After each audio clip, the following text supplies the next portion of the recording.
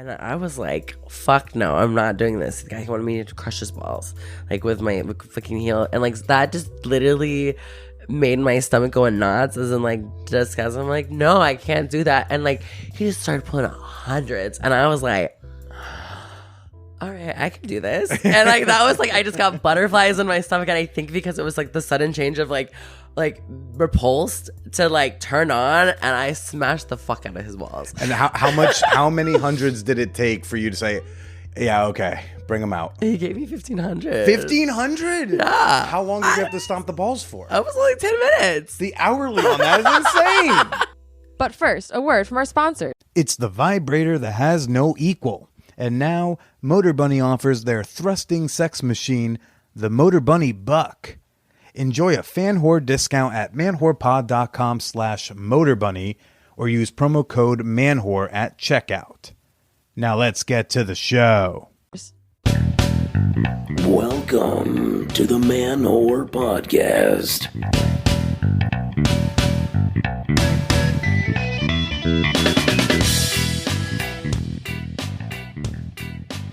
Shout out to the Silver Foxes, to the Sugar Babies, to the Simps, the Gimps, and Automobiles. This is Billy Procida, and you are listening to the Man Whore Podcast. Okay, welcome to the show. This week on the podcast, we've got porn star Emma Rose, and boy, are my balls empty. Those two things are unrelated. You know, my youngest sister told me over the weekend, she said, you know, Billy, from a marketing angle, I just think that like Man Whore Podcast and like your face on the image with the roses and the panties, I just think you need to have a little bumper that plays and explains what the show is for people who might be new to the thing. And I'm just like, well, I say so in episode 1. She's like, people don't listen to episode 1. But just in case my sister is right, let me quickly reorient and reintroduce you. If you're newer to my program, I'm a 34-year-old stand-up comedian living in Brooklyn, and I started the show 9 years ago interviewing all of my exes, my ex-hookups, my ex-fuck buddies, my ex-girlfriends, my ex-situationships. I interviewed all of them to see why we didn't work out. What's the reason? You got a lot of episodes to go through if you want to find that one out. And now I do weekly sex-positive conversations with a variety of public personalities, porn stars, musicians, actors, authors, dating experts. I even had a senator on here once. Each week we're coming in talking about sex, dating, gender, love. And this week, Emma Rose, she talks a bit about the love, talks quite a bit about the sex, talks a bit about the dating. We kind of get it all in there. But before I get to this week's guest, about those empty balls, I just got back from... Oh, wow, what an event. I just got back from a bukkake downtown, and it was to die for. It was so good. I am re-recording this week's intro just so I can make sure to tell you how sick it was.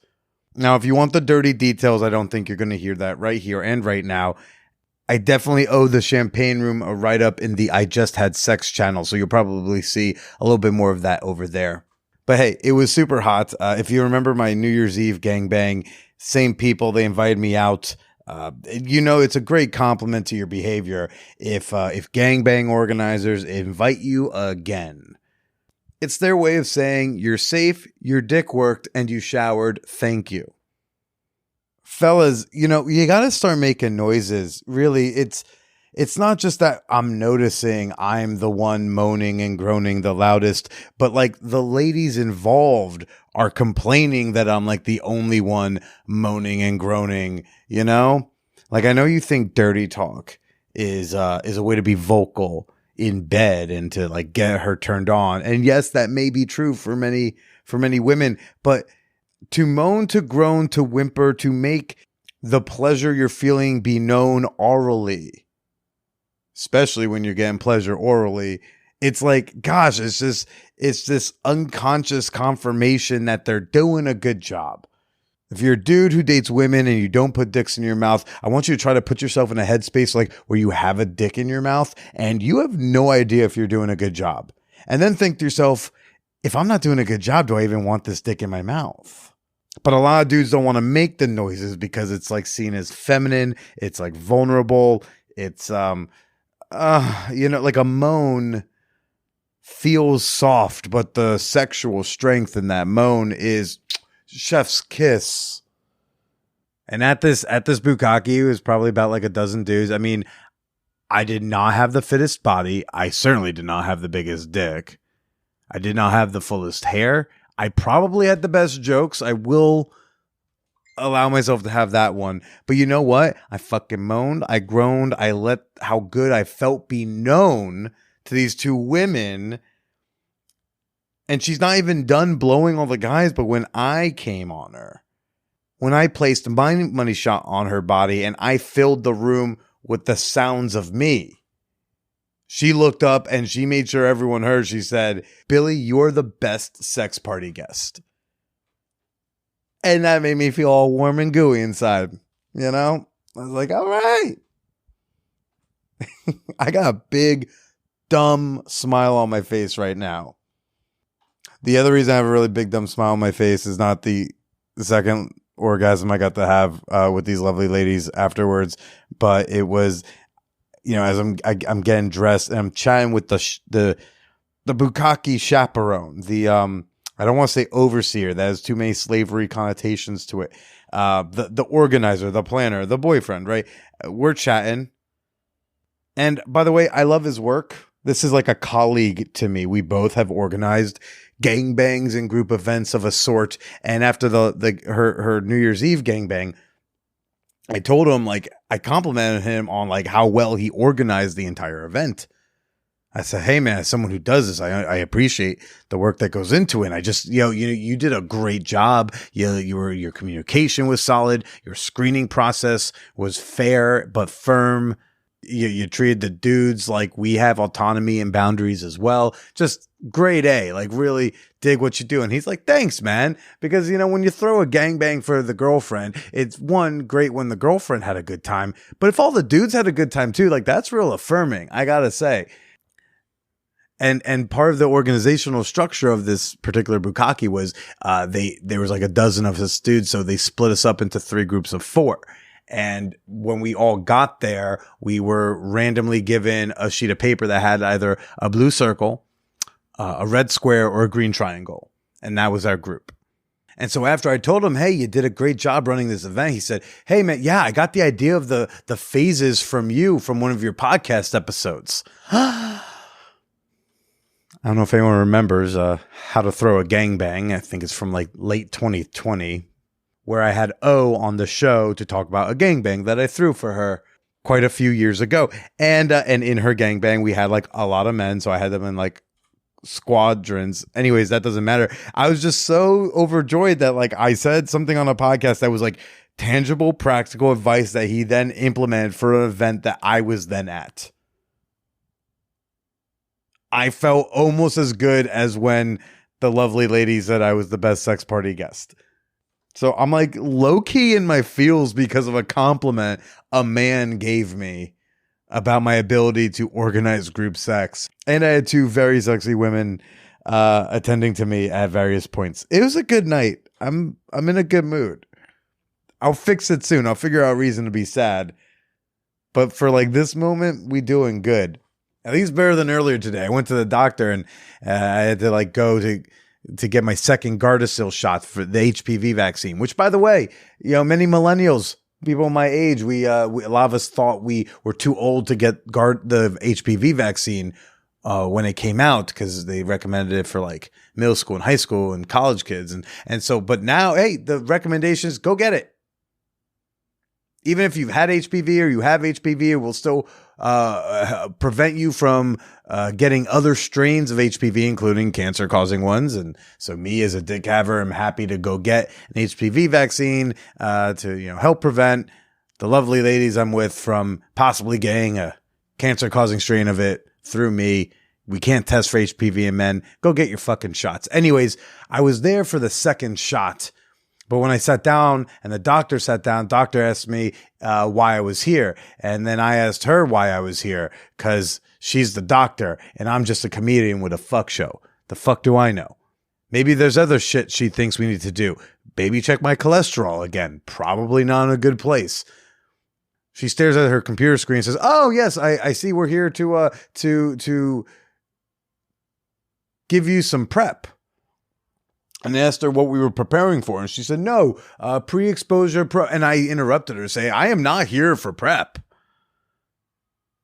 Not that it's bad to get on prep. It's just I'm not particularly part of a population and doing sex acts that would require me to really need prep, which is the HIV preventing cocktail of drugs that many a queer man and person and people tend to get."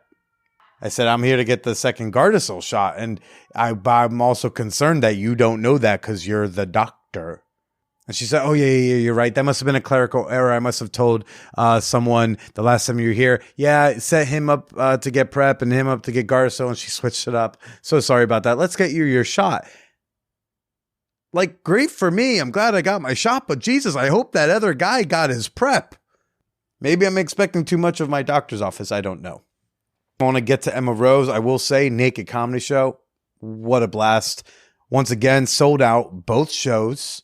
I'm telling you, people, get your tickets early. Stop DMing me, asking me like, "Oh my God, could you think we could sell two?" I can't. There's no more chairs. I have literally no other chairs to give you. Just get your tickets earlier. And Hacienda gave us a bunch more dates. The next one's going to be July 28th, but then we'll also be back August 18th and September 16th. Shout out again to Hacienda for letting us do this wonderful show every month over there. We love them. We love their parties. Go get on their mailing list if you want to know more about sexy mixers, play parties, educational workshops, and more. And ManwhoreCon, it's coming up, everybody. Get your weekend passes. You're not going to want to miss this. August 3rd through August 6th in New York City, the fan whores are descending upon New York City. We're going to the nude beach, weather pending. We're doing a bar crawl. We're going to have performances, a live podcast. We're partying.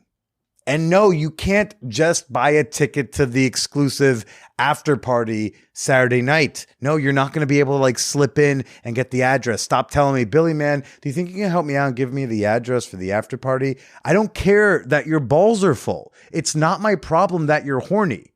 Because the after party is not just about sex. It's not about hooking up with, slutty, like-minded listeners, okay? The after party, the whole weekend is about fan whores coming together, hanging out with each other, putting faces to usernames you've chatted with for months or years, and like low-key boosting my ego because you all enjoy my podcast. So, ManwhoreCon, get your weekend passes. Link in the schnotes, which is my fun new term for the show notes. Stay tuned, by the way, after my conversation with Emma Rose. I'm going to remind y'all about the Peep Show. But for now, a real quick fan whore appreciation moment to Craven. Craven, thank you so much for supporting the Man Whore podcast on Patreon. All I can really tell you about this man, I don't really know much, but I do know he doesn't mind a little teeth scrape during a mouth occupation, if you know what I mean. Becoming an official fan whore on Patreon is the best way you can financially support me and the work that I'm doing here. Membership begins at just $2 a month. There's a slew of great rewards over there.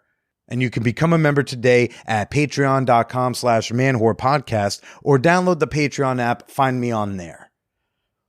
Emma Rose. Over the past year or so, she has snagged like every major trans performer of the year trophy you can get. XBiz, AVN, I don't even know the names of all of them, but I just keep seeing pictures of her on Twitter with trophies. She a big deal. And we're going to chat with her right now. Me and Emma Rose.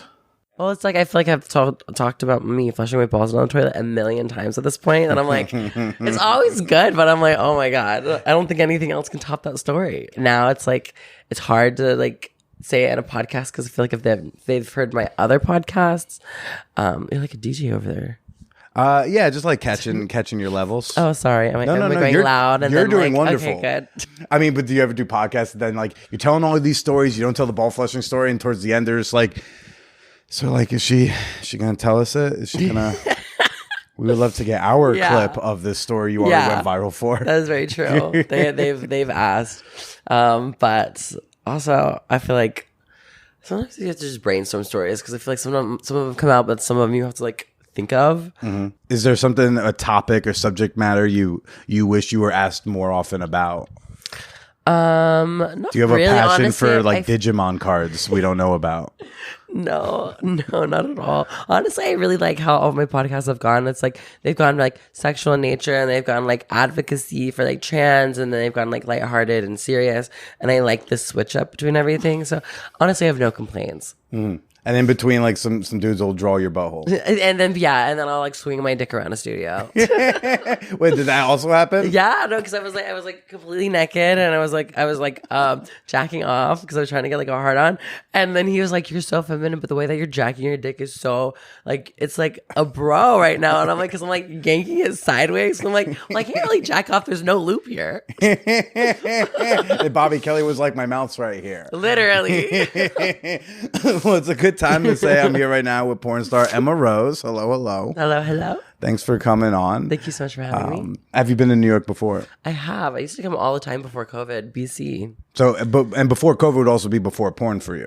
Yeah, 2019. I think the first time I came was way back in 2015 when I was 19. Yeah, I haven't been back since, I think the last time I came was 2021.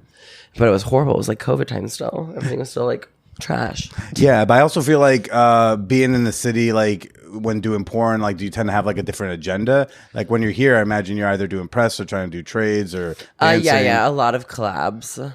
But this week I don't think I've done a collab this week. No, I haven't.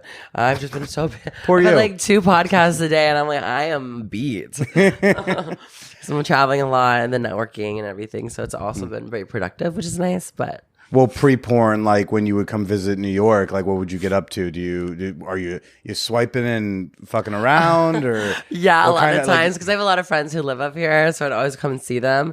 And then because I started my OnlyFans in 2019, so I was doing that. But I had like an old sugar daddy that I would always come and see, of course. And he used to live up here in was it Long Island? There's Long Island, which is like outside of the city, right? And then there's Long Island City, which is a neighborhood in Queens. Okay, no, he was from Long Island because he would come into the city, and I would see him. But I've known him for like 8 years. Yeah. How'd you get that sugar daddy? Oh, I met him online way back when I was in college, and I was like broke. Okay. And I'm like, I need to pay for my tuition bills, and so he was amazing. Like oh my god, I saw him before I transitioned. So I was 19, yeah. And so like we've known each other for a long time.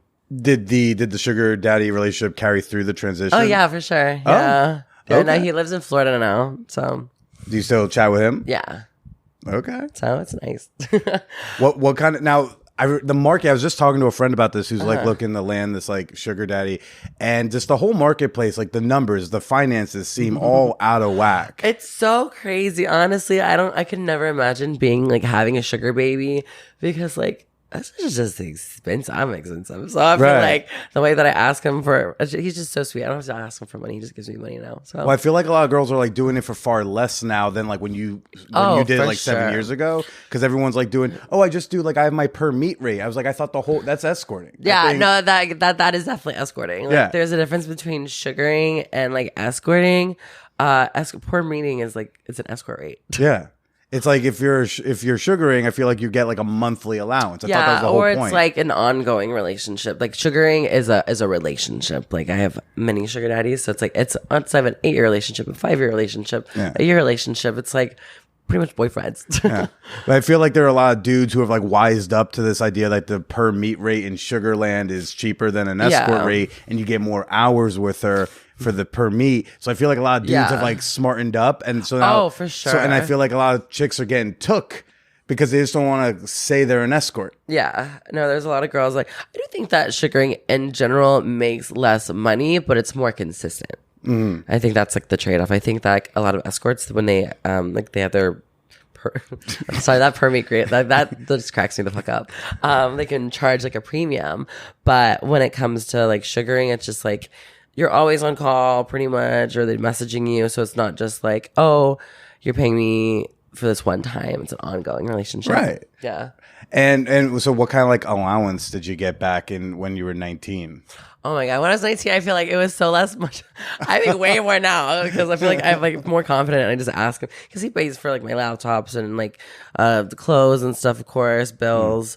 Finally, my mortgage. I just bought a house last year. So I'm so happy. So he still sprinkles some sugar in your life. Yeah, for sure. Oh yeah. Okay. I haven't seen him in a couple of years like in person, but like we've known each other for so long. He still helps you out. Yeah. That's awesome. That's so cool. What was it like to come out to him when you were going to transition?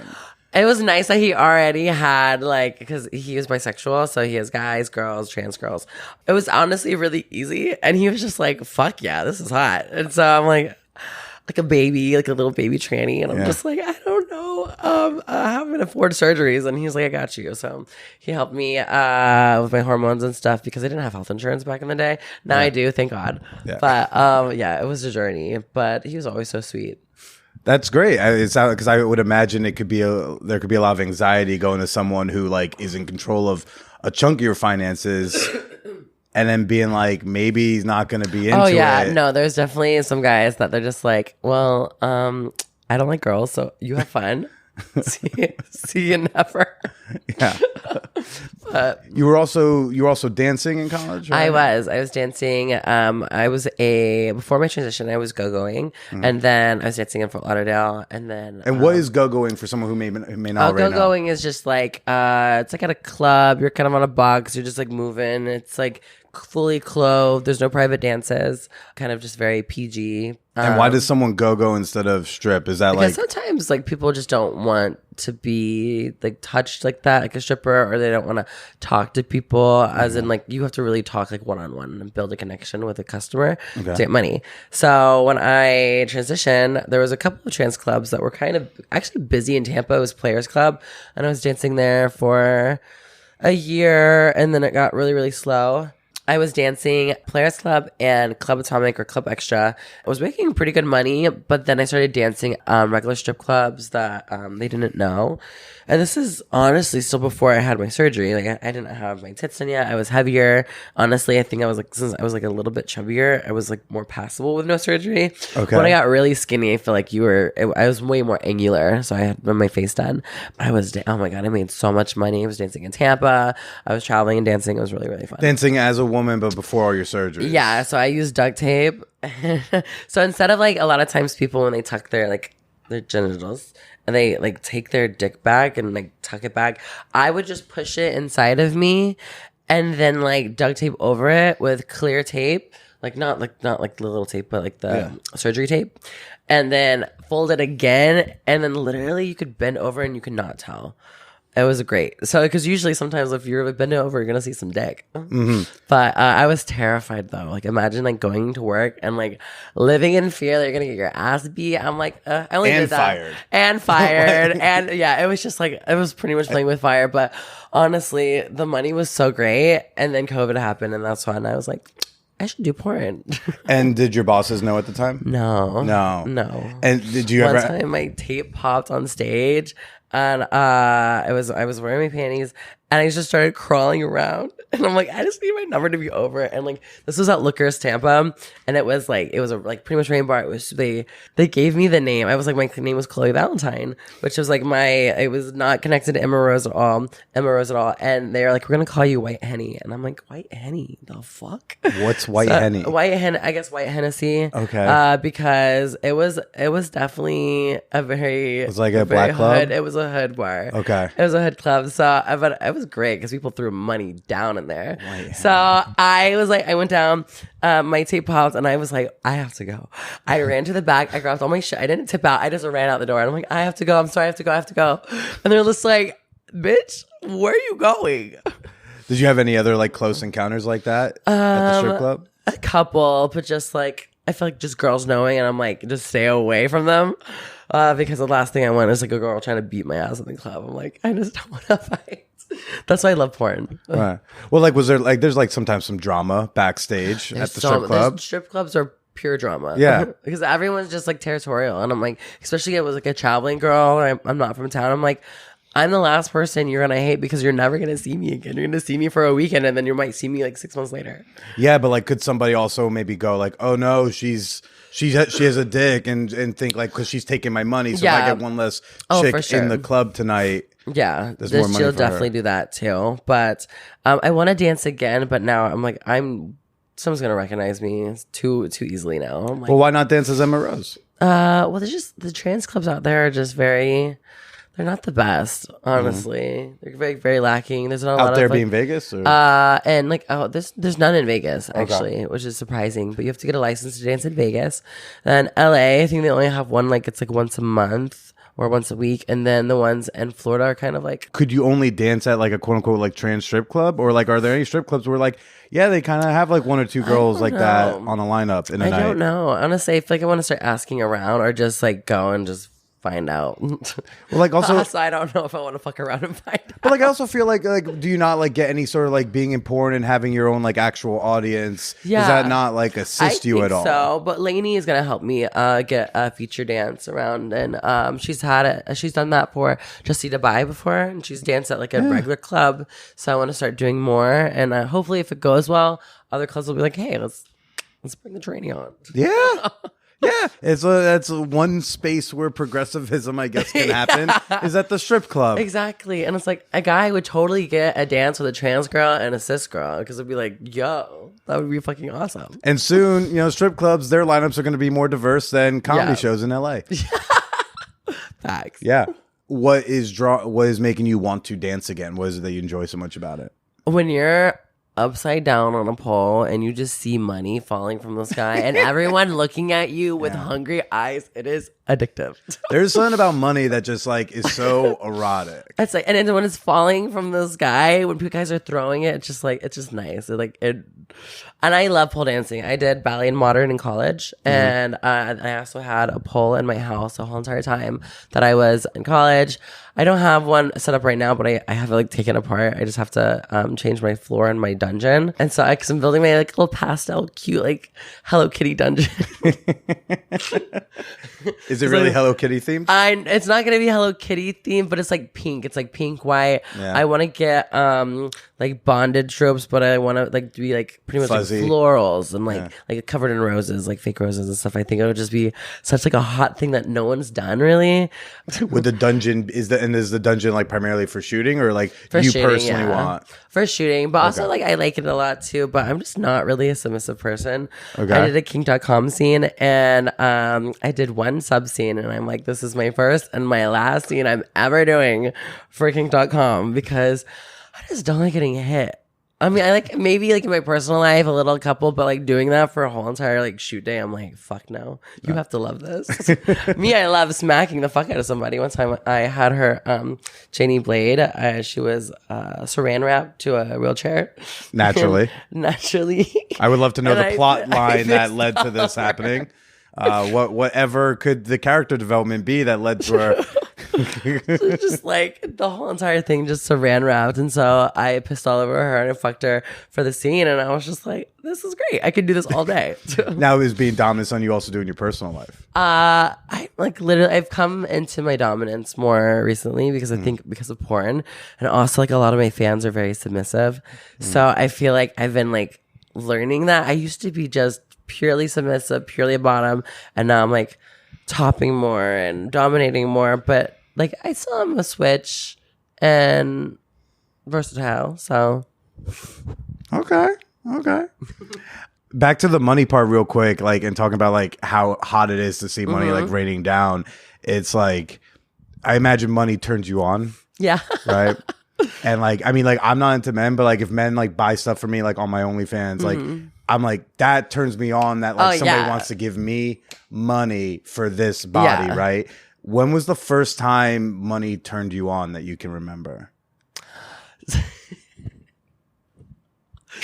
So one time I was dancing and I was like, fuck no, I'm not doing this. The guy wanted me to crush his balls, like with my fucking heel. And like that just literally made my stomach go in knots, as in like disgust. I'm like, no, I can't do that. And like he just started pulling out hundreds. And I was like, all right, I can do this. And like that was like I just got butterflies in my stomach, and I think because it was like the sudden change of like repulsed to like turn on, and I smashed the fuck out of his balls. And how many hundreds did it take for you to say, yeah, okay, bring them out? He gave me 1,500. 1,500? Yeah. How long did you have to stomp the balls for? I was only 10 minutes. The hourly on that is insane. I was like, oh my God. Because I think that honestly it turned him on that I was like, I went from like, no, disgusted to like scared to like super excited. And I was like, all right, smash. And I'm like, it was just such a weird experience. And this is before porn, right? Yeah, this is before porn. I think there's a funny element for like you had done your castration, and then it's like neither of us are gonna have balls after this. Oh, well, I didn't have balls at the time. But then already I had my balls removed in 2017. Okay, gotcha. Yeah, and that was in 2018. Late 2018 or early 2019. And how did it feel to do the ball stomping? I feel like at that point I was still I could still very internalize the feeling. Now I feel like I've done like cock and ball torture, and I don't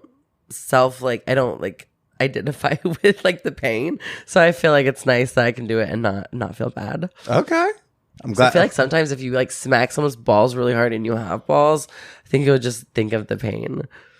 I think anytime doing any sort of like impact play topping, if that's not something you naturally get off on. Yeah, like, exactly. I know sometimes I'll go Just like, be a sick bitch sometimes. I'm going to wail on your ass, but I'm always just like, gosh, is this too hard? I don't know my own strength. Yeah. Right? Especially if like it's with like a sensitive part of the area. Oh, or yeah, something for like sure. that. So I'm like, grab my labia. I'm like, how hard?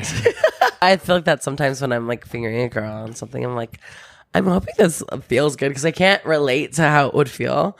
Yeah. So one time it was like she's like harder, and I'm like, she's like sideways. Pretty much, I'm just fucking going so hard, and I have nails on at that point. Yeah. So I thought that I was like gonna cut her, and I was like, okay, if you're asking for it, you want it. So I hate when I honestly feel like it's better having nails than having natural nails because they'll nick somebody. Yeah. I was having sex with this trans guy, and we were drunk as fuck. And all of a sudden he's just like, you have blood all over your face, holy shit. And I'm like, what? I ran to the bathroom, and it's like just like caked on the side of my face because apparently I was fingering him and it nicked it, and it was all over the bed, all over my arm. I was like, it looked like a murder scene. But then you were probably like also like eating out, and so just and didn't I notice? didn't notice because we were blackout drunk pretty much, and all of a sudden that snapped me back to He's reality. just so wet right now. I'm just like, oh my God, it was so bad. I took the L that night. I was like, oh God, we're going to bed. I had to call the front desk. I'm like, I need new sheets. I need everything changed. That was traumatic. Wow. Oh, and So no more fingering with natural nails. have you always been so like pansexual, or is that something you only realized like during like doing porn? So Kendra Lust was my lesbian awakening. Kendra Lust? Kendra Lust. Oh, Kendra Lust. Yeah, Okay. the amazing MILF, super mommy. Oh, so fucking hot. I asked her, I'm like, I need you to teach me how to eat pussy. Because like she was my first girl collab, and that was like kind of like I was interested in girls, but I feel like I was too nervous or like just unconfident and insecure with my womanhood at that point. And then it kind of just grew from there. And now like I started seeing girls in my personal life romantically and sexually, and like also since I just have a very like feminine like penis, I always was like, I've heard you describe this many times. I always thought that it was like I was so nervous about my size, especially in porn. I'm the smallest girl in porn. Like all the trans girls have big ass dicks. Honestly, I think people's perception of size. Not everyone's Jessie Dubai. So yeah. She got a big old dick. Her, Jade Venus, Tori Easton, they all have big ass dicks. I'm just like, I'm a top. Yeah. A lot of times, like I don't like having a big dick when I'm bottoming in my scenes because it's just a lot to take. In my personal life, sure. Okay. And in your personal life, like, was the hooking up with like trans girls and trans men, all that stuff, like happening like post porn, or? No, I was still sleeping with both trans girls but kind of before porn, I was when I was in the beginning of my transition, but not regularly. But now I feel like I have sex with trans girls off camera a lot, actually. Yeah. And then I just started seeing trans men. I had a really bad experience, like right when I started with porn, so I didn't film with a lot. And now I just had sex with another one, and I was like, "This is great." But like growing up, college, I was just guys, cis men. Yeah. Okay. Just guys, and I was just the bottom. So. And now you've got a boyfriend, right? No. That was an old podcast. I must have listened to that. Yeah, I was. We broke up in February. Okay. So, yeah. Sorry, or congrats. No, it was great. I'm happy. We're better off not together, so it's great. Okay, but that guy, I remember you saying like you were his first like trans girlfriend. Yeah, it was his first trans girlfriend. Yeah. It was. It's just a lot like dating. I feel like someone who doesn't like. Who is just very new to it, because I feel like when you transition, all the shit that happens is in the beginning, and it kind of just gets better from there most of the time. And with guys, I feel like sometimes if they're not ready for it, or if they're still like figuring out their shit, then there's a lot of like insecurities that come with that, and like masculinity issues and toxic masculinity. And I'm like, and then plus he didn't bottom. And I'm like, I need my lover. I need them to top and bottom both. At least I've had. More than just hooking up with trans girls, I want someone who's had been dating somebody, at least had a fling with one, or like had an actual established relationship. Because like one time, like he would throw on my face, he's like, "Oh, I gave up so much for you. Like some girls don't even message me back anymore," because it was an open relationship, which is fine. But I'm just like, well, that's not my fucking problem. You know what I mean? I'm like, you chose this. Like I didn't put you in this I actually did give him an ultimatum, but like what was the why weren't people messaging back? Because he now has a girlfriend, or was it because he has a trans girlfriend? Yeah, and so a lot of times some girls. I would hope he wouldn't want to hook up with those chicks in the first place. I know. I'm just like, then go fuck those hoes. I would not do it ever again. So. Was he like out about dating you? Yeah, he was out, but also like he kind of like reclused himself afterwards. Like my old videographer, he's like, yeah, he like kind of like disappeared from a lot, and then it was just working like a lot. And he wasn't in the industry, right? No, he was a content creator. Yeah. And then after we broke up, then he started doing porn, and I'm just like, you never did porn before we're together. So it was definitely a very side eye moment. But what do you think? You're gonna out porn Emma Rose? Oh my god! I was like, I'm like, if you want to be on the cis side, fine. Like, be over there. Like, I love that for you. But if you don't come on my turf, that was when I get territorial. Because I'm just like, he never shot with any of my friends, and then we broke up, and then he was filming with like my friends. Okay. And I was like, oh, trans this friends. Is like, yeah. And they didn't want to film with you. Pissed. Yeah. Well, yeah. A lot of times, like, I knew girls for years, and I'm like they knew that like we just broke up, and some of them were like, they messaged me, they're like, hey, like he wants to shoot. Is that like if you don't want me to? I'm like, it's totally fine if you want to, but like I would be upset. So yeah, and he was on his like revenge tour at the end, and I was pissed. Is there a world in which you would shoot with him? Oh no, not anymore. No studio could say, We're doing the X's series. No. We're getting porn stars and their exes. No. After I put that tweet out, it's not the worst idea. I was like, don't put us together. Don't book us on the same day. Sure. It's just messy. It was a really messy breakup. I hear in porn there's a lot of those. Oh my god, I don't think I'm ever gonna date another performer ever again. And so, really? Like, I think that it just muddies the water so much. You hear that, civilians? There's a chance. I mean, when she's not dying. Laughing and hacking, like I said. Oh my god. Well, it's like I just hate drama with work. So it's like there's a lot of times when I'm working with somebody, and like sometimes you have to go through and make sure like either one, they don't have a boyfriend or girlfriend. So you have to know like what's okay. Because one time I fucked this guy off camera during a scene, and I didn't know that he had a girlfriend, and she was really upset. I felt really bad. I was just like, well, I didn't fucking know. Your guy's fucking trash. Yeah. He's also a porn star. Yeah. And like sometimes it's weird how like. Is it weird running into monogamy in porn? Yes. Because like there's sometimes like you don't touch until the camera's on, but like there's like I like the chemistry, and like Yeah. sometimes like a lot of times when the director says cut, like we're still fucking because we're like might as well just keep going. So sometimes like the camera cuts off and then like they just stop, and I'm like, oh shit. Yeah. It's a weird it's kind of a weird experience that I don't have an on off switch that's easy to turn on and off. Like if I'm like horny, then I'm like in the moment. No, that happens a lot when I shoot with gay talent because sometimes like they're just not into women, and it's super easy to bring them over from like men.com into Trans Angels or something like that. Okay. So this guy is getting Chris damned. He does not like girls at all, but on camera it is so hot. It looks like we're in love. And as soon as he kisses cut, he's just like, all right, he slips out the dick. And it's like, but we're like friends, so it's still cool. But I was like, it's one of those moments where it's just like, I'm still fucking horny. So like we're both just watching porn on a porn set to get hard. I'm like, okay, so he goes and watch gay porn, and then the director's like, okay, I'm ready, and I'm like, lifts my legs, and he's like, we start fucking again, and like we make it look very believable and make it look good, but it's like it's still hot. Like the sex is hot itself, but we're just like, oh, I'm attracted to him. He's probably not attracted to me.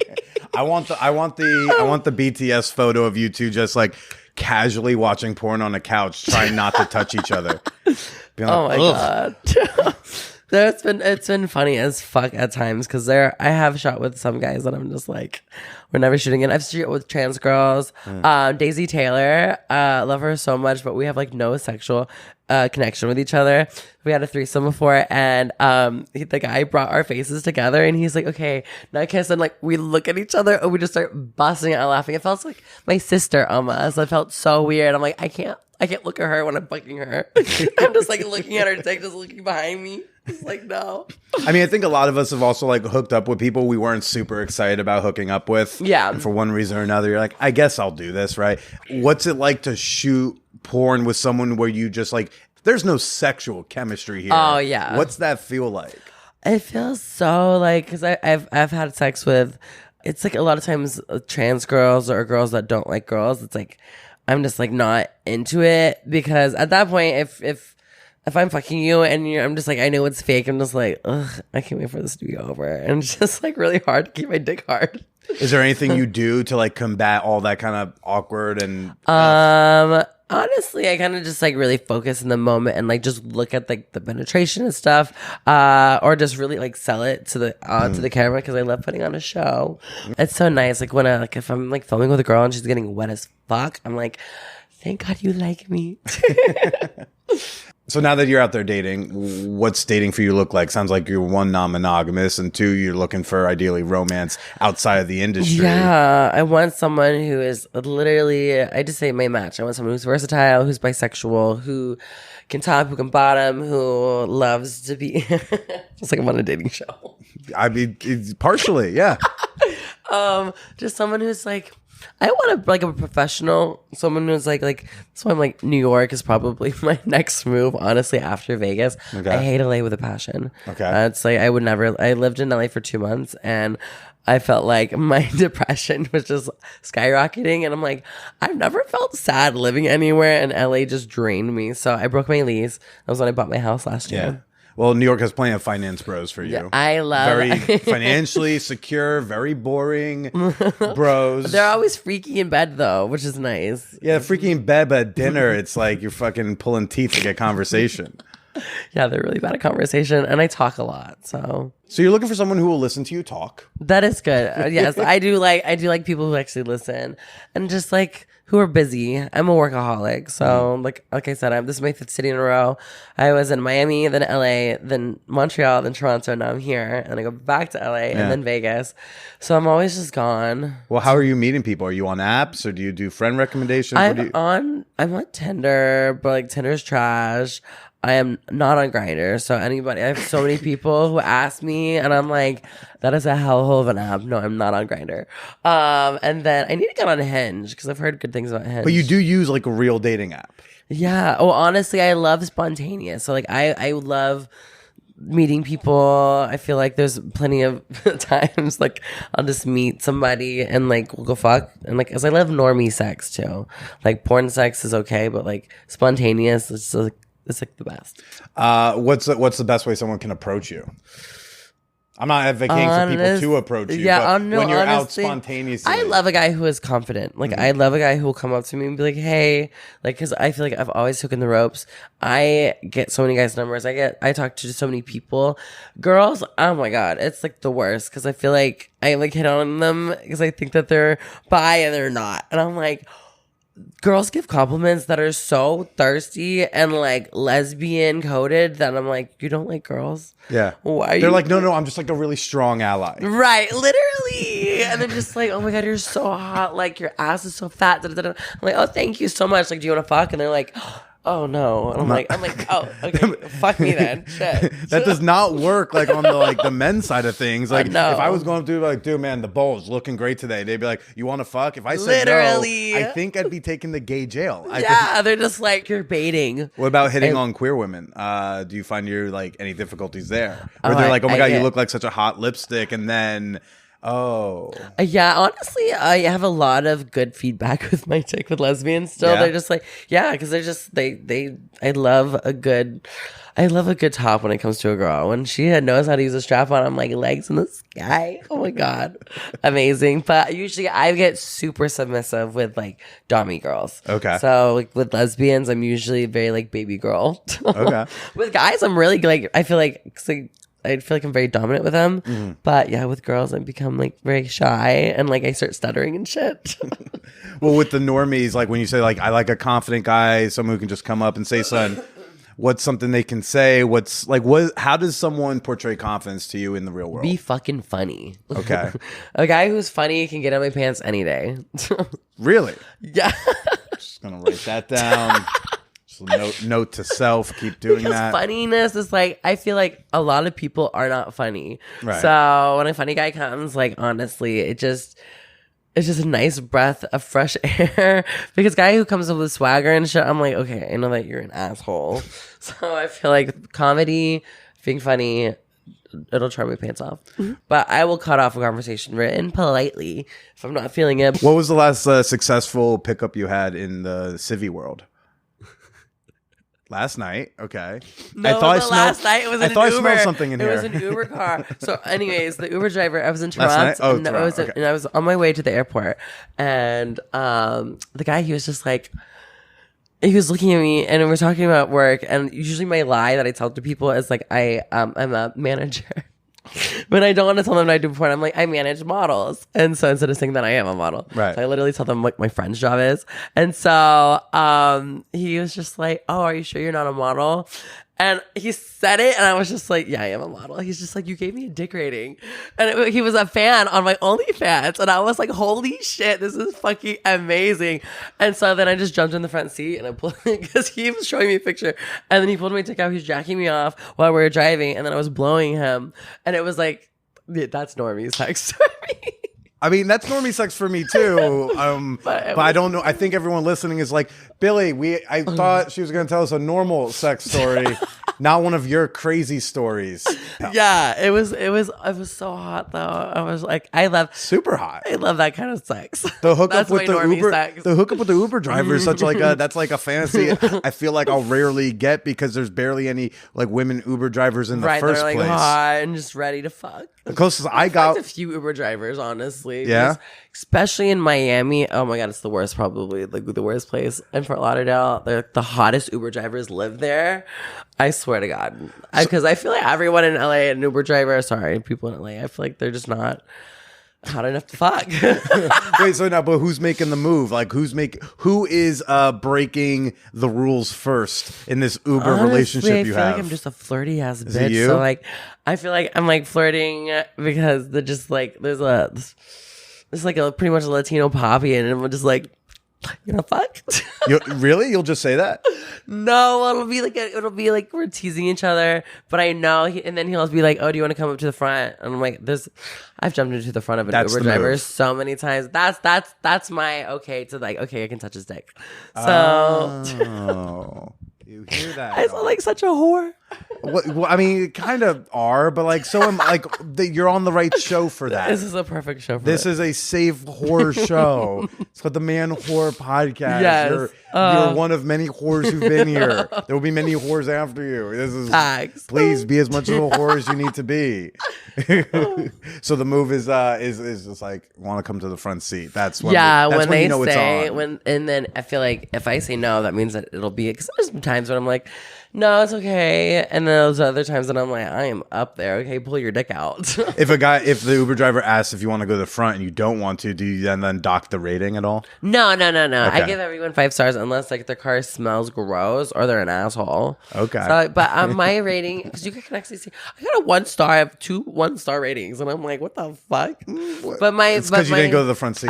Yeah, they're like, fuck this fucking bitch.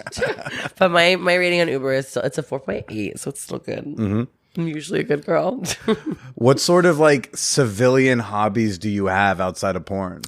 I go hiking a lot. I love backpacking, except like it's just so hard to go backpacking by yourself. You go backpacking, like go to Europe with a backpack and just go around, or do you mean like in go the like woods, hiking in the woods? You're and, a like, woods chick. I grew up on a farm. Yeah. I mean, I remember you grew up on a farm, but you I look was like camp. I know I look like such a city girl. Yeah. No, I love like literally like roughing it. I went to the Smoky Mountains for 5 days when I was in with my old college team. Okay. And so like literally backpacking, pots and pans, everything, camping, tents. We were crossing this river. Oh my god, this was terrifying. I almost died. That was when I fell in love with. I love it. I love an almost died story. We rarely get them on this this slut show, but I Right. love a good almost died story. So I took an edible. I was so high. We're going down the mountain. This is in Linfield Gorge Wilderness in North Carolina. And so going downhill all day, I'm like, boom, fucking stone. We get to the end, and this is Thanksgiving time, so it's like 50 degrees outside. Okay. The bridge is broken. The bridge is just like, it's fucked. So they're like, oh, like we can either go back the way we came, and I'm like, fuck that. We went downhill all day. I'm not going uphill all day. And they're like, or we can swim across. And I'm like, okay, we can just swim across, and there's 5 of us. We strip down to our underwear, and they jump back down, and like, I'm really bad at feet. I'm trying to think of like, maybe like, I don't know, how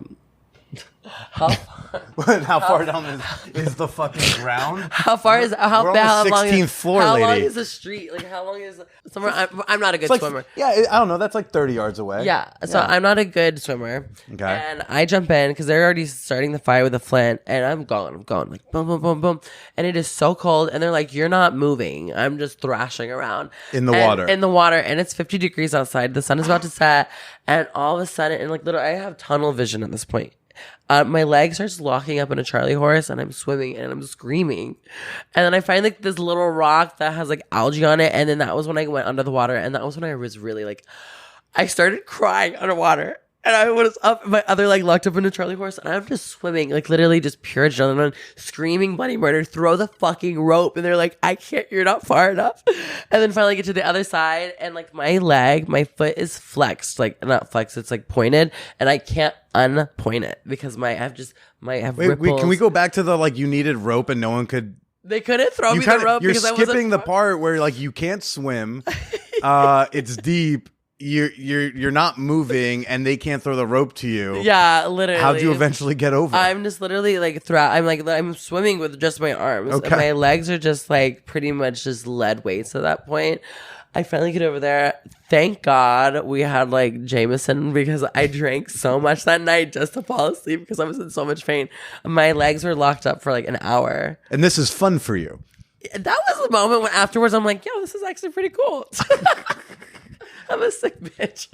That's definitely a surprising one. I would not have guessed camping was like your bag. Yeah, after that, then I was in the Smokies, and then I went hiking. I want to go up to Yosemite at the end of summer. And then, because I've never really been up north of Nevada. Okay. Nevada. Oh, if I say Nevada, I get fucking yelled Well, at. you're apparently moving out of there soon, so you'll be safe again. Yeah. You can go back to the rest of the country mispronouncing it. Yeah. Yeah. Any other like fun non-porny interests?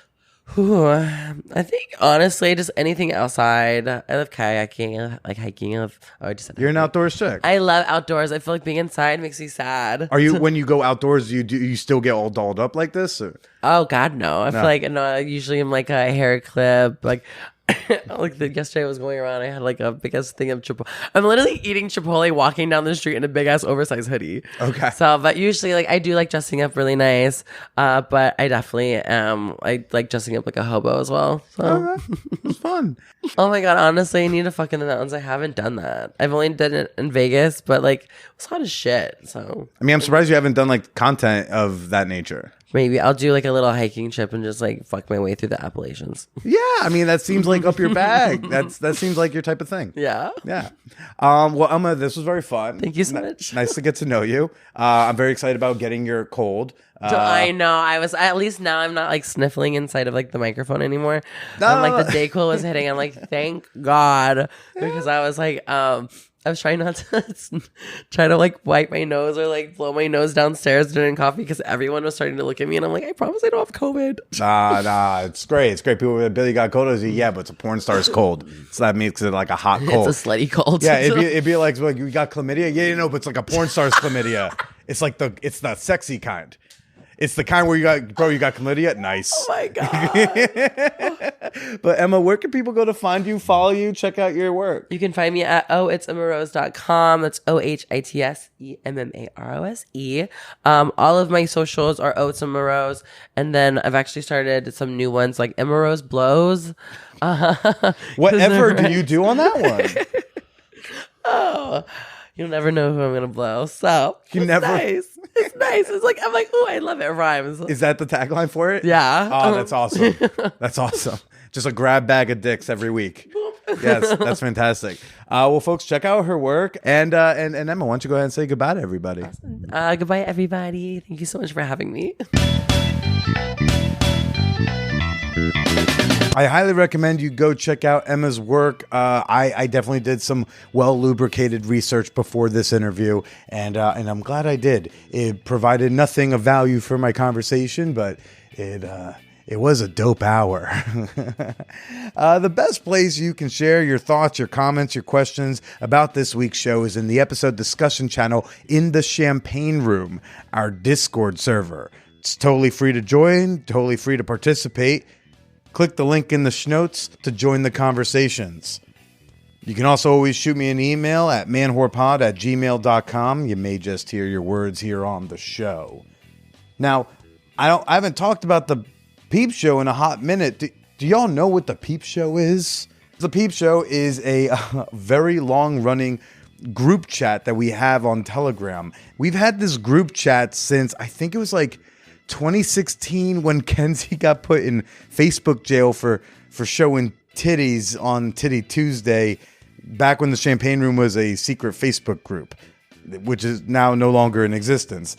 And so we moved it over to into a group chat. And the Peep Show is just a place where fan whores share nudes, gifts, and compliments every day. It's just the right amount, parts supportive, fun, and silly, and also the right parts sexy and flirty and naked. I've seen quite a few of my listeners blow nice big loads or get nice big loads blown upon them. It's a special relationship that we have. And to join the Peep Show, you have to be a member of the $10 tier on my Patreon. Yes. With that tier, you also get access to nearly 300 bonus episodes of the Man Whore Podcast, a monthly thank you letter in the mail with a dirty haiku, a stay slutty button, and oh so much more. Become a member today, support the pod you love, show off a little bit in the Peep Show at patreon.com/manwhorepodcast or click that link in the schnotes. Go to the schnotes, click a lot of links, click all sorts of links, click things, tap things, subscribe to stuff. Now it's almost midnight on Tuesday night, and I have got a lot of editing to do because Billy was a bad boy and did not finish his work before his play. So I'm going to stay up and get to work, but I hope all of you are staying up to stay slutty.